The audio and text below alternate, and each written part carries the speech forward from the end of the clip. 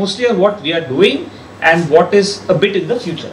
So I always don't like speaking after a surgeon. They have these nice videos with all body parts and all that, and medical oncologists have only curves to show. So I thought I'll keep 2 photos. There's at least some picture that I have, right? So let's start off with a patient. This is a very normal patient who walks into our OPD, 50-year-old lady, no comorbids, abdomen pain, cough, weakness, colonic growth, multiple lung, liver, bone mets with a moderately differentiated adenocarcinoma. This is a very common scenario. What next and how do we proceed? That's what we need to discuss. So what do we need to decide in such patients? Number 1, what chemotherapy do we want to give her? Number 2, what mutational testing you need to be done? Thirdly, what biologicals you want to add? Fourthly, you are going to treat this patient for a long time to come. So how would you use the drugs? How would you sequence the drugs? And then finally, what do we do in the further lines of therapy? This is what I'm going to talk about in the coming time. The first and most important case is all such patients should go to an MDT and a tumor board specialist. As a medical oncologist, I am not going to say, oh, this is metastatic, I don't need anybody else. As a routine, every case has to go through a medical oncologist, has to go through a tumor board, which has to have a medical oncologist, a gastroenterologist, a pathologist, radiologist, radiation oncologist, surgeon, preferably trained colorectal and hepatobiliary surgeons. These are essential people in all a tumor board. So someone did say in the morning that we need a pathologist, and that has to be there. It goes without saying that a pathologist and or a molecular pathologist is needed for all our discussions, right? So I will talk of chemotherapy backbone, I will talk of bevacizumab, I will talk of anti-EGFRs, RAS and the sidedness, HER2/neu and CRC, immunotherapy and CRC, and further lines of therapy. This is how we go forward. The drugs are very common. We use irinotecan, we use 5-FU-leucovorin, we use oxaliplatin, capecitabine, S1. You can use a monotherapy. Now monotherapy has been traditionally used, and we know that monotherapy works somewhat. Even now, for frail patients or for those who cannot tolerate aggressive therapy, it's still a good option. Then came the whole era of the doublet therapy. So you had FOLFIRI, FOLFOX, CAPOX, KPIRI. This is what 4 were used. And then the triplet therapy, which was, why not add more? So you use FOLFOXIRI. These were the 3 that were there. So takeaways. There were some studies. Now, if I go through each study in colorectal for the last 30 years, I think we'll be talking for 30 hours. So, takeaways. 5-FU is equivalent to oral capecitabine. That is kind of accepted. So, instead of giving 5-FU-leucovorin, you want to give capecitabine. That's fine. It is equivalent in terms of overall survival. You can use them interchangeably. So, takeaway 1. Takeaway 2. If you add oxaliplatin to 5-FU-leucovorin, you get a better response, and FOLFOX is now a standard regimen. Trials starting from Dragamont in 2000, then 2005, all of them show combination of FOLFIRI, leucovorin and oxaliplatin is better than 5-FU-leucovorin. So that's takeaway 2. Importantly, oxaliplatin monotherapy has no function, no activity. So no monotherapy with oxaliplatin, combine it with 5-FU-leucovorin or capecitabine. Either of the 2 can be done. Takeaway 3, you give CAPOX or FOLFOX. They both are similar to each other. Even if you add bevacizumab to it, they are still the same. So again, though we like giving FOLFOX, it is easier to handle. The side effects are more easy in some ways. It's a 48-hour infusion. It's once in 2 weeks. For that reason, you want to switch to CAPOX, you are fine. Nothing wrong in doing it. So that's the takeaway 3 from this. What about irinotecan?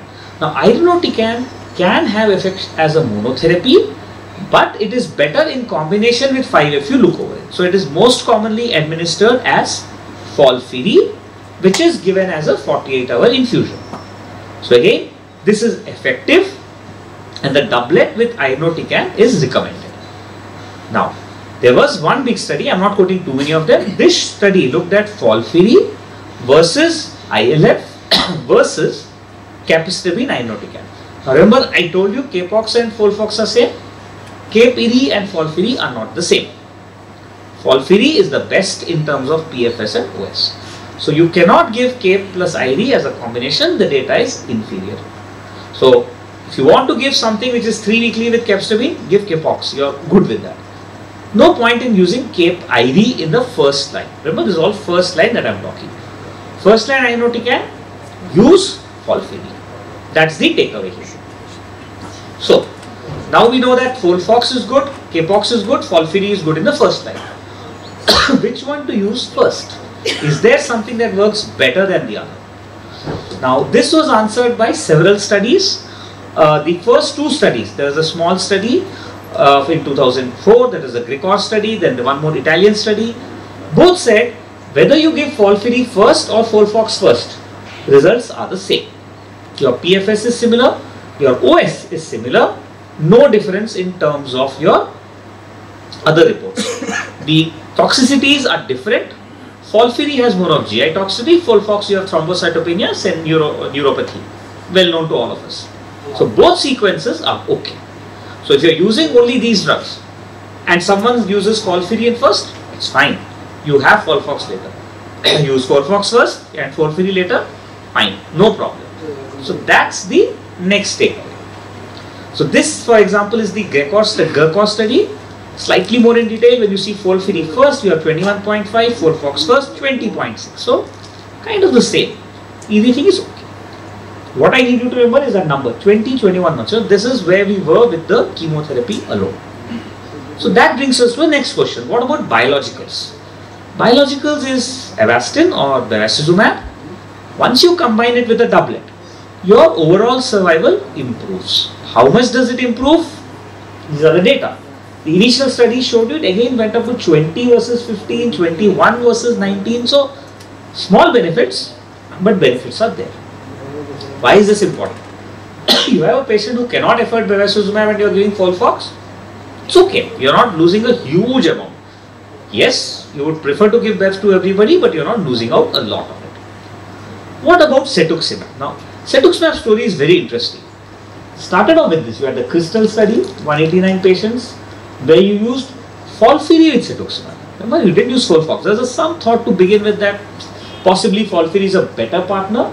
So use Folfiri with cetuximab. The other studies use Folfox with cetuximab. Again, the last study, MRC coin, also used Folfox plus cetuximab versus Folfox. In all of them, overall response rates were significantly better with cetuximab. PFS was better in most of the studies. OS was better in a couple of studies, not so much in the other studies. So Crystal actually showed a good benefit, 8 months. Now you look at the number, 28. Remember when you talk of chemo, we are talking 20, 21. So now you have gone up to 28. Therefore, you would recommend this for fit patients with unresectable MCRC. Then came the interesting study. You looked at Prime, that was with panitumumab, another anti-EGFR, Opus and Crystal, both with cetuximab, and then you looked at KRAS wild type, KRAS non-wild type. To begin with, we started looking only at KRAS exon 2, then we looked at KRAS another exon also, and everywhere, when you have a KRAS mutant, your overall survival drops down below the chemotherapy. So it becomes 15 months. So when you have a RAS mutant, which is initially only KRAS and then any RAS, your overall survival is inferior when you are using cetuximab. This is true with panitumumab, it is true with cetuximab in both the studies.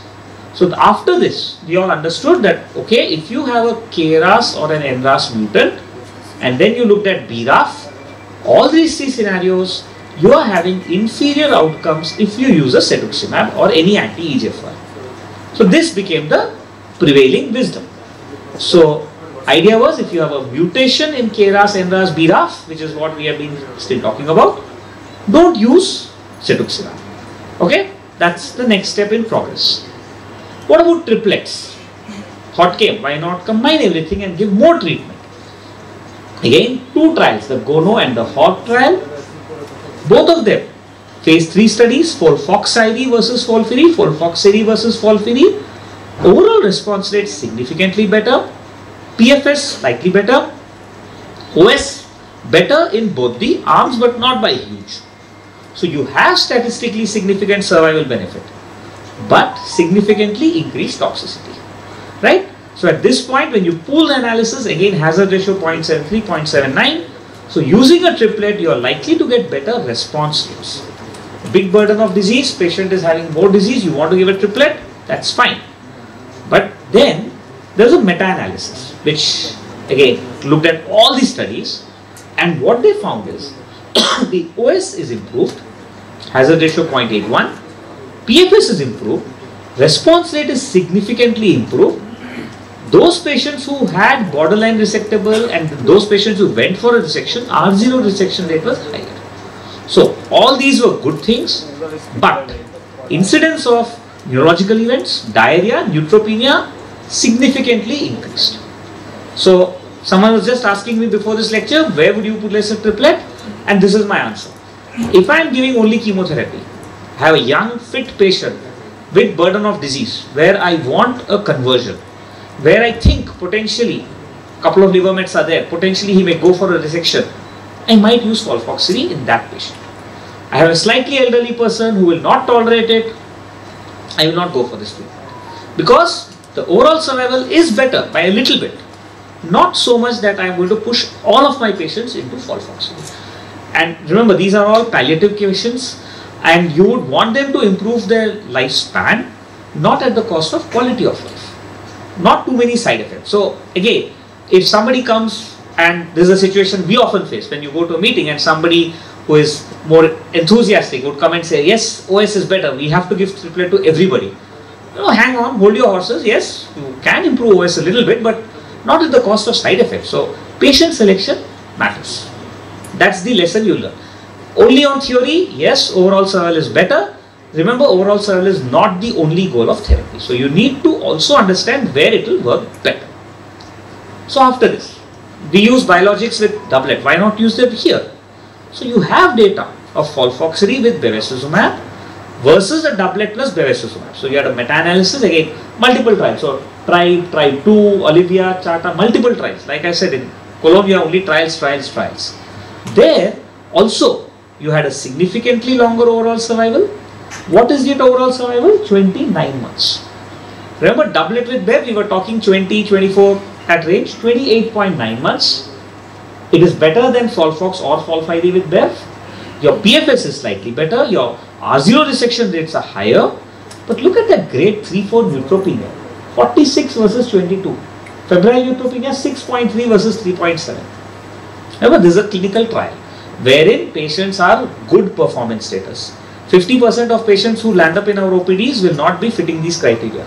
They are not the same as a fit, whatever the patient is here. So, a little bit careful when you are looking at patients. Folfoxirine is not for everyone.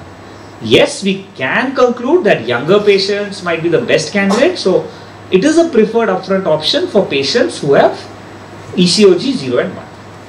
And if you are using it, you are not wrong. You are not using it, you are not wrong. That's the way I would interpret it.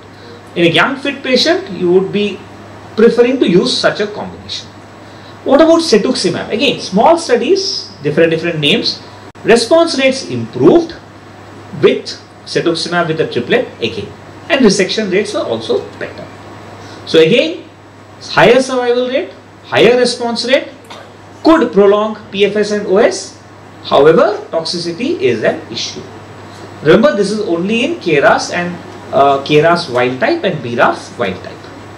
So that's where we are.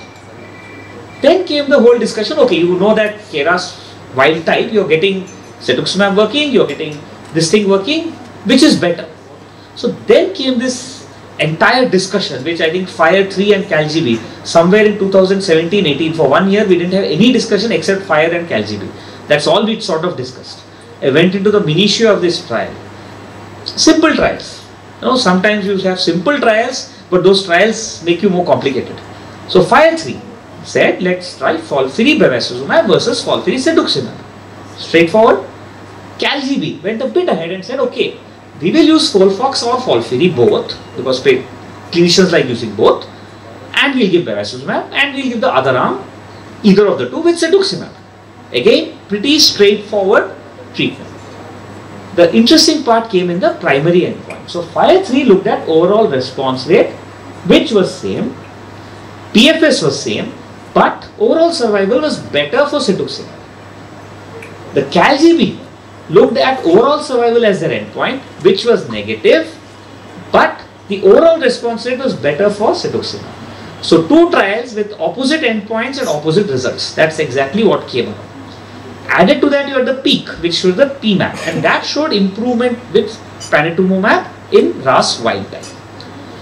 Lot of discussion we had. Finally, everyone decided, okay, PFS is equivalent, possibly a trend towards better survival observed with anti-EGFR. So this is where matters stood until 2017, 2018 I think, the Verno trial. Now that time, we are already known by that, right versus left, their distinct biology, the mutations are different, the right-sided ones have more of BRAF, MSI, KRAS, PIK3, which don't respond much to cetuximab. Whereas the left-sided has ERG, EGFR, HER2, they're sensitive to cetuximab. So we knew then by this, and that was seen in many papers that if you have a left-sided tumor, you're going to do better than a right-sided tumor. So even this came as prognostic for your PFS. So left-sided better, right-sided worse. So this was the CALGB study, the same SWOG study. They tried to look at tumor sidedness. Okay, they said tumor sidedness, OS is better for left-sided irrespective of what you give. Fine and good. Then they looked at individual drugs, and that's where the fun started. First they looked at bevacizumab and said that both in left and right, bevacizumab seems to be doing okay. You have 32.6 for the left-sided, 29.2 for the right-sided, which is fine, no difference between the two. When you look at cetuximab, look at the curves, huge difference. Left-sided cetuximab, remember both are RAS wild type. Left-sided cetuximab, 39 months median OS. Right-sided, 13 months. 3 times difference almost. So this was a huge paper at that time. Because then they started looking at prognostication and they looked at left with bevacizumab, left with cetuximab, right with bev, right with cetuxi. And they found right with cetuxi is bad, the worst. Right with bev is better. Left with bev is above that. Left with cetuximab is the best. Remember, all RAS wild type. So very groundbreaking paper which established that you just don't look at the RAS, you also look at the side. So if you have a RAS wild type and the right side, still cetuximab doesn't work. Why? Possibly because of all those other mutations and the MSI and the everything else that was told. So location of primary tumor became prognostic in KRAS wild type. PFS OS is longer. Tumor sided became predictive of response. You know, prognosis is different, prediction is slightly different. So prognostically right sided, you have bad tumors. Predictively, even if you are a RAS wild type, you will not still use an anti-EGFR. And that is what came as the endpoint. Was this there only from one study? So there was a meta-analysis, again multiple studies they looked at, and everywhere the results came the same. If you are right-sided, irrespective of whether you are using BEV or RAS is wild type, if you are right-sided, BEV is better. If you are left-sided, cetuximab is better. So overall worse prognosis for right-sided, but EGFR works better in the left side. That's what came. So then again, 2 years back, we finally decided this is where we are.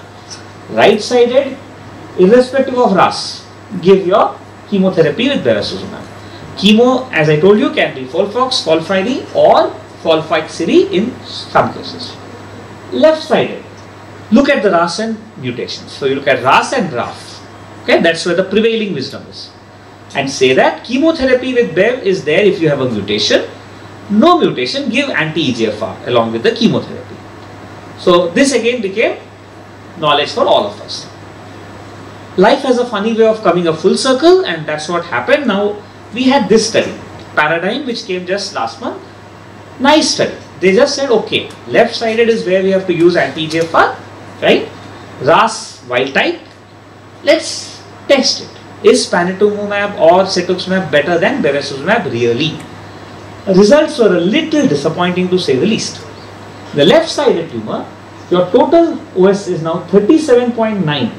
Again, remember I told you, started with a doublet at 20, 24, 25 with bevacizumab. Now we are talking of 37.9 months. This is the latest paper. So now you are looking at 3-year survival of a left-sided colorectal cancers. 3-year survival of 37.9. But look at BEV, 34.3. It's not bad. And look at the hazard ratio, 0.82, 0.68 to 0.99. So, when I look at this, I'm like, okay, if I use Bev instead of panitumumab, am I doing a big crime? And honestly, not really. The difference is only a couple of months. And I am going to use this drug afterwards any which ways. So this became, again, a little bit of an interesting paper. When you looked at left-sided tumors, again, panitumumab, the PFS was only 1 month difference. So, the entire wisdom, a lot of us were always feeling in the back of our mind, because cetuximab is expensive, panitumumab is expensive, as compared to bevacizumab in India at least. We always used to have this thought in the back of our mind, okay, we are not giving cetuximab and panitumumab, are we doing it correctly, we are doing a mistake. Then this came and we are like, okay, we are not doing so bad, bevacizumab also works in the left side. So that's how I look at it. Again, if you go by the conclusion of the author, they said that, yes, left-sided RAS cetuxi is a bit better, significantly better as per statistics, but again, I feel it's possibly that it works well. Right, so that's where we stood. A small segment of the patients did have right-sided tumors, by the way, because this trial changed its definition midway. So after the start of the trial, they changed it to include only left-sided. Before that, the right-sided patients, Bev does better. So that again is proven. So for me, right-sided, Bev continues to hold sway. Left-sided, well, again, I'm not so bad. I'm okay to even use anti-EGFR or Bev. Right-sided, again, look at the numbers. Bev versus panitumumab. 20 months for panitumumab and 23 for bevacizumab. So, not a huge difference. So again, there's always a group of you who said right-sided, maybe we can still use, say, anti-EGFR, and yes, you can use. So that's where it is. To become make things more interesting, we only spoke of KRAS and NRAS and BRAF. This was a paper which came in 2021, and they looked at negative hyperselection. They said, okay, patients who have RAS and RAF wild type, not all of them do very well. Some of them don't do very well. Why is it so? They use these extra mutations. So they started looking at ALK, ROS1, NTRAX, RET, HER2, PIK3, P10, AKT1 and RAS mutation with low mutant allele frequency. So all these 10 bunch of mutations.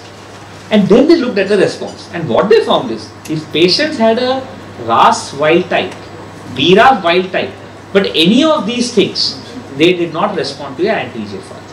So your anti-EGFR mutation testing should now actually include all these also. So these are all reasons for anti-EGFR primary resistance. So that's about the first line. Has this become a standard of care? Not fully, but a lot of us are now testing these as well. We are not confining ourselves to RAS and RAF. HER2 we are testing much and much more. MSI we are testing in everybody. Given a choice, we are testing PIK3, we are testing others. So at our institute, we have our own in-house panel, which we only ask the lab to design, and that includes all of this. So we would actually test for all of these in colon. We are not restricting ourselves to RAS and RAF. That's the takeaway. What about second line? Second line, things are really simple. Whatever you are using in the first line, you don't use that in the second line. So if you have RAS wild type, you have used cetuximab in the first line, use bevacizumab. You have used oxaliplatin, use irinotecan. Same way, and the other way around, use irinotecan, give oxaliplatin. In case it is a RAS mutant, you cannot use cetuximab in the second line also. There you would continue using bevacizumab. So that's for the first and second line. This is all the data that was showing it, but by and large this is the endpoint. So how do I treat after all this 30-40 minutes of discussion that I have told you? I get a patient with left-sided tumors. I will do an NGS. I will do an NGS for a broader panel. I will do an MSI. I look for IHC or NGS. If everything is wild type, I will give chemotherapy. I like giving FOLFOX, I give it. You're fine to give FOLFIRI, you're fine to give CAPOX. All three are fine. Remember, however, CAPOX, there's not much data with cetuximab. The data is with FOLFOX and cetuximab. So all wild type, give an anti-EGFR. You like giving panitumumab, give panitumumab. You like giving cetuximab, give cetuximab. Right now I am preferring cetuximab because I have a generic in my hand. The generic has brought down the cost by half in India. So I am giving cetuximab. So cetuximab with FOLFOX becomes my first choice for all wild type left side. any of these mutations are there, the pressing group of mutations that I showed you, give bevacizumab with chemotherapy. If you have other mutations and non-KRAS, I would be still okay to use the anti-EGFR in the second line. If it is KRAS mutant, I will not use anti-EGFR in second line also. That's the left side.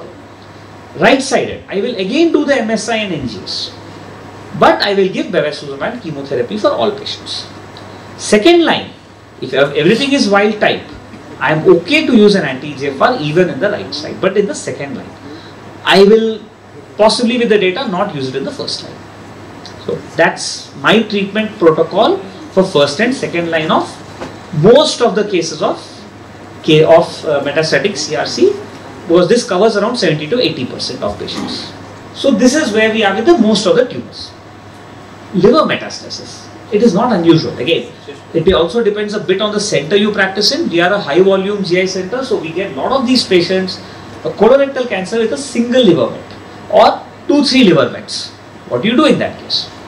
Again, I go back to my first slide, MDT. Sit with your surgeon. Ask the surgeon, can this be operated? Because you know what medical oncologists like we have understood after sitting and discussing with radiologists is, we look at a liver met. They look at where the liver met is, how superficial is it, how close it is to the vessels, how subcapsular it is, to decide the treatment. Can it be operated? Can you do a simple hepatic resection? Do you have to do a lobar resection? Do you have to do a hepatectomy? Do you have to do a RFA? Or do we need to do a SBRT? These are the questions we need to ask before we decide the treatment. I cannot start treatment, and like Dr. Kaushik was saying about the rectum, day one your surgeon has to be involved in the plan. You cannot tell him that I had seen 2 months back, there is a liver met, now it is less, you go and now operate. They cannot. It's a simple fact. They need to be there on day one and say, yes, I can't operate right now, you reduce the size and give it to me, then I'll operate. And sometimes, you know, we are made to look a fool. So I asked very innocently, oh, there are 3 liver mets, how can you say you operate? And he looks at me and said, all in one lobe, I'll remove that lobe. And I'm like, okay, fine, if you can do it, good. So you need to be prepared for that. You don't have to be, you're okay, you're ignorant about it, it's fine. But you have to get the surgeons in and ask them, can they operate or not? So it's not only the number, sometimes it matters where it is to decide what next. So I'm not going into details for the trials here, because again there are lots of them. Basically NCCN guidelines, which gives you very nicely. You have a resectable synchronous liver met or a lung met, and you can operate. Best. If you cannot operate, then you can do a stage resection or you can do synchronous resection. Either of the two are okay. Or you can give neoadjuvant therapy, Folfox or Folfiri or Folfirinox. Remember, Folfirinox is category 2B here because there is no hard evidence. Logically, if you are having a young fit patient, you might like to give Folfirinox because your resection rate will improve. You have to be worried about toxicity. Very, very important, do not continue giving chemotherapy waiting for a response. Send to the surgeon after 2 months. 4 cycles is the maximum you have to give. Otherwise, you give more chemotherapy, the surgeon opens up, the liver becomes what we call a blue liver or a yellow liver. Oxaliplatin, irinotecan induced toxicity, you cannot operate in that case. And that happens. So be very careful, do not keep on operating, giving chemo, send quickly within 2 months to the surgeon. And then again, if it is inoperable, then of course you don't have much choices. So that's what you would be doing for a resectable metastasis. All of you are awake, you will notice that there is no mention of biologics in this. That's because none of the biologics have shown any benefit in a resectable liver metastasis. The NeoEpic showed that there is an inferior survival with cetuximab. With Bev also, you don't have any great evidence of survival benefit. So if you have a resectable liver met, your surgeon says, look, it's a bit big, but I'll remove it after 2 months. Great, don't use a biologic. Just because we can or just because you want to use, don't use a biologic in that case. Give it off, and more importantly, the tumor is removed, give only 6 months of treatment. You don't need to give maintenance chemotherapy, you don't need to give maintenance biologic in that case. You are very well happily settled at 6 months of treatment. Okay, this is resectable metastasis. You do have one set of metastasis where, like I said, you have 4, 5, 6 mets and it is unresectable right now. Or it's large, it's in the caudate, it's sitting near the vessel, something like that. The principle remains the same. Use systemic therapy. However, in this case, because it is unresectable to begin with, you can use your biologic same as earlier. So use your biologics, reevaluate every 2 months. At any point, if it becomes resectable, go ahead with resection. Otherwise, just continue your normal treatment. But again, here we normally, if you are able to resect, no need to give the biologics. You can give your chemotherapy till 6 months are over. You don't need to continue chemotherapy. So again, you have 4 lesions in the liver. You give 2 months of chemotherapy, only 1 is found. All have disappeared. Go ahead, remove that, remove this. Give 4 more months of chemotherapy, that's enough. You do not need to continue for 1 year, 2 years or more. That's for this. So this is our patient, one of our patients. As you can see in the baseline, there were 3 metastases. So you have 1, 2 and 1 more small lesion. They are quite big lesions. We gave this patient Folfox. After 4 doses of Folfox, this is the response. I'm sorry, the picture qualities are not as great. There were 2 small liver lesions still left behind. So we went ahead with the surgery and asked the surgeons to do a intra-op, either surgery or microwave. So the surgeons felt the operability was a bit difficult. They went ahead with a microwave for both of them. This is written as RFA, it's actually microwave. So after that, when we repeated a PET scan, this is what you can see. You see that nice wide full, that nice area there, that has been microwave. So it's gone. But in the PET, when we looked at it, there's a small enhancing rim, very small rim. And we had a lot of discussion. The patient was completely shocked that, after a microwave still disease has come back. So we had to explain to them, no, it's a rim area. It has possibly not reached the microwave, which is why the track of the microwave area is where it is. Very small lesions still left. So we went ahead and did SBRT to it. So we gave that area, both those lesions, wherever that rim was there. And for reasons which the radiation oncologist explained to me, but I didn't understand, they said we will not radiate only the rim, we will radiate the whole cavity as well. And they gave 60 gray in 5 fractions.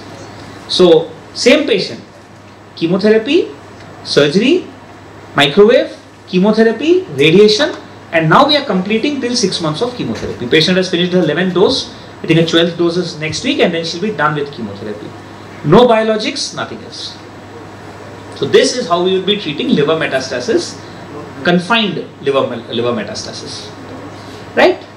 So any questions till now, or I'll just go up to the last part of my lecture. Again, last part, immunotherapy and CRC. Now this is what we discussed in the morning. It became such a news. All WhatsApp everywhere is talking of this only. Unrelated 100 patients called us and asked us about immunotherapy, saying that this has happened. In around 14 patients it happened, and this created so much trouble. I had a patient call me and ask me, can I use this in my RCC? I told him, you are using pembrolizumab in RCC, I can't give you any more immunotherapy than that. Because that is what patients did not even understand, that they were already on immunotherapy. And they wanted new immunotherapy like dostarlimab. So, what is the role in metastatic disease? Again, remember this metastatic disease. The percentage wise, overall, when you look at MSI high or deficient MMR, it was already discussed in great detail by the earlier speakers. I am not getting into what is MMR, what is MSI. Basically, MSI, when you look by IHC, looking at the protein expression, MMR looks at the DNA. So, you're looking at same things but in a different way. Overall, it's 15%, but in stage 4, it is only 1 to 3%. So, again, for everyone who loves to use immunotherapy, it's only 1 to 3%. But in those patients where you can give it, it works. This is the keynote 177, and this is the actual headline from ASCO 2020, which said it is practice changing keynote 177. First line pembrolizumab monotherapy, no chemotherapy, no surgery, monotherapy. Look at the curve, huge difference. It becomes 27 months of median PFS versus 4 months. We're all very excited by the news, but then next year the final result came and the hazard ratio is actually 0.74 crossing the unity. So the confidence intervals are actually 0.53 to 1.03, P is 0.035, which is sounds good, but it is not very great. So my enthusiasm is a little bit tempered. Final PFS is 16.5 versus 8.2. Remember that phase is 27. So now it's come down to 16.5. That is estimated. This is the actual PFS. Still, doubling of PFS is good.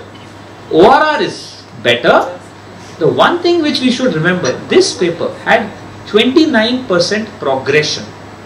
So you're giving monotherapy with pembrolizumab in a MSI high, 30% of your patients are going to progress. It's a big number. So, do I jump the gun and say MSI high, give immunotherapy only? I would give. What I want to do is actually add some chemotherapy. Because my feeling is that 30% you are going to get will also lose if you give some chemo. Not yet a confirmed trial. So, if you get MSI high, immunotherapy has to be considered, but keep watch. It might progress. How do we know? Look at this curve. So, just look here. This one. That is a crossover. And whenever I see two curves crossing over, my antenna go up. So you have the pembro arm going down. So there's a quick progression till 70. Then it plateaus and plateaus and stays plateaued. So the patients who are going to respond are going to respond long. The patients who are going to progress are going to progress fast. So keep a watch on this. So again, for counseling purpose, your patient has MSI high, start pembrolizumab by all means. Maybe throw in a bit of chemo if they are fit.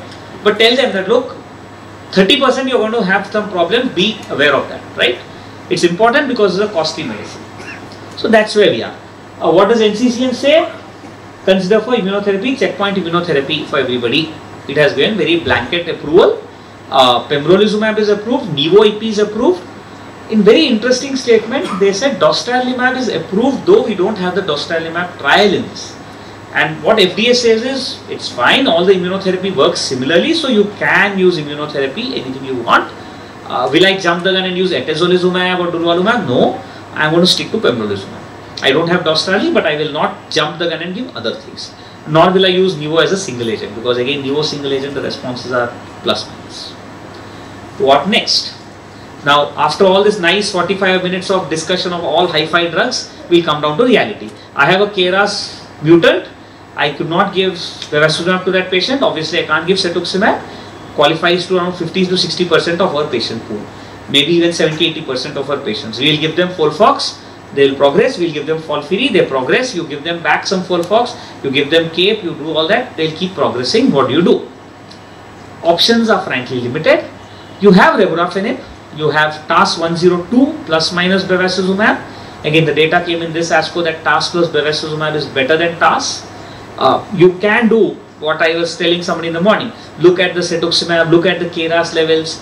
You can do mutation testing. Find that rare HER2, find that rare some mutation. All that you can do.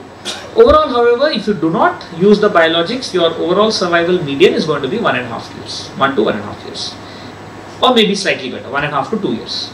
If you are able to use biologics, you push it up by another 6 months, you go to 2.5 years to 3 years. You are able to use everything, maybe some more. So that's the reality of CRC, and that's how we would manage. So if I can summarize what all I have been talking since the last 45 minutes, all discussions in MDT. That is the most important thing. Chemotherapy plus biologicals, left and right sided is still valid. It has not lost out. You still have to stick to these principles, but do an extended mutation profiling. MSI testing is essential. You have to do MSI testing for all patients. So that's my presentation, and happy to take any questions.